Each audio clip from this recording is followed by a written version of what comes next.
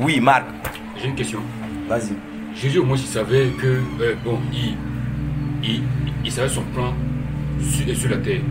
Le plan que son père a tracé pour lui, Oui. sur la terre. Oui. C'est pourquoi il pouvait implorer son père C'est ça. de ne pas désobéir. C'est ça. Mais nous, humains, Oui. nous qui, de plus ou moins, connaissons pas réellement le plan de Dieu pour nous, facilement, on désobéit à quelque chose.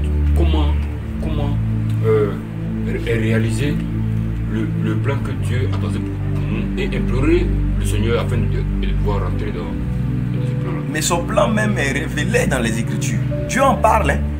C'est pourquoi l'Écriture dit que le manque de science ou de connaissance n'est bon pour personne. Et que mon peuple aussi périt parce que justement lui manque la connaissance. Voilà. Il faut t'appliquer à connaître ces choses. Et c'est des choses qui sont clairement révélées.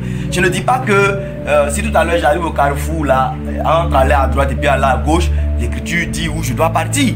Voilà. Mais les grandes lignes de notre vie d'enfant de Dieu sur la terre, là, Dieu ne nous a pas laissé dans le flou. Il les a expliquées, il a révélé. Et même son plan fondamental, c'est de nous rendre conformes à l'image de Jésus, son Fils. Donc toutes les choses, c'est pourquoi on dit que toutes choses concourent au bien de ceux qui aiment Dieu là. C'est que Dieu fait concourir toutes les circonstances à nous faire ressembler finalement à Jésus. Maintenant si par exemple quelqu'un vous dit, si quelqu'un vous enseigne quelque chose, regardez si cette chose vous fait ressembler à Jésus. Si ça vous fait dissembler à Jésus, c'est que ce n'est pas la volonté de Dieu. Puisque Dieu veut que moi, ascende dans mon caractère, dans mon engagement, dans ma consécration, dans mon service, que je sois entièrement à l'image de Jésus. Est-ce que Jésus était quelqu'un de paresseux? Pour connaître la volonté de Dieu par rapport à la paresse, regardez Jésus. Si Jésus était paresseux, suivez la paresse, c'est que c'est le chemin de Dieu pour nous. Mais s'il n'était pas paresseux, s'il était diligent, s'il était zélé, comment nous pouvons comprendre autrement que ce dans quoi Dieu nous attend? C'est la diligence, c'est le zèle. Regardez sur la terre, comment il servait son Père. Vous voyez comment le Père veut que nous puissions le servir. On dit qu'il était séparé des pécheurs. Non pas qu'il ne parlait pas à quelqu'un, mais il marchait dans une consécration de corps, d'âme et d'esprit. Comment toi tu peux accepter un évangile qui pourrait te dire que tu peux goûter une jeune femme là-bas, voilà, tu peux goûter là-bas et puis regarder, comparer pour voir ce qui te plaît. Ça c'est un évangile diabolique. Donc quand tu vois ça et puis tu vois Jésus, Dieu ne colle pas. Ça veut dire que Dieu ne te conduit pas dans ce chemin.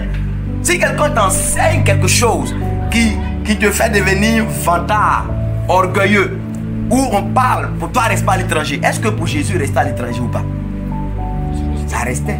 On mangeait son intestin la nuit, mais on ne mangeait pas. On mangeait.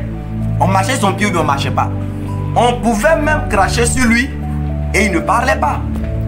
Quel est le chemin de Dieu pour nous par rapport à ça? C'est le brisement, c'est le renoncement, c'est l'humilité. Donc voilà par exemple dans le caractère de Jésus, nous voyons le caractère que Dieu veut de nous. Dans sa consécration, nous voyons la consécration que Dieu veut de nous. Dans son engagement, et ça c'est à ce niveau que les gens pensent qu'on parle de Jésus. Il faut prendre tout de lui. Jésus n'était pas un fainéant dans ce qui concernait les œuvres de son Père.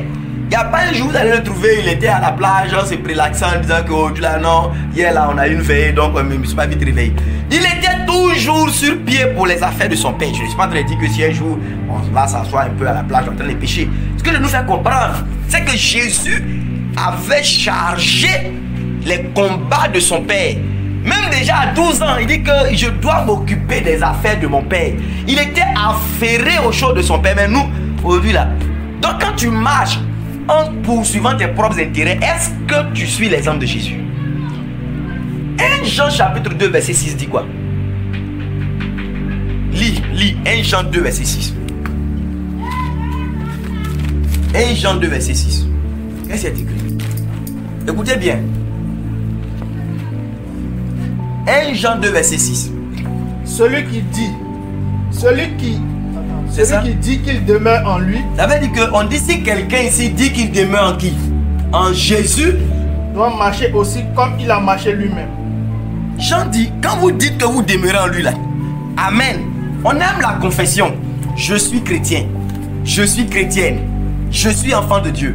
Jean dit, regarde, toi tu penses que, est-ce que honnêtement tu peux dire même, je n'ai pas dit que tu as atteint le niveau de Jésus, parce que moi-même qui prêche là, je suis très loin de là. Mais est-ce que quand tu regardes ta vie, ça ressemble un peu à lui, ses voies? Celui qui dit qu'il demeure en Jésus doit marcher comme Jésus lui-même aussi a marché.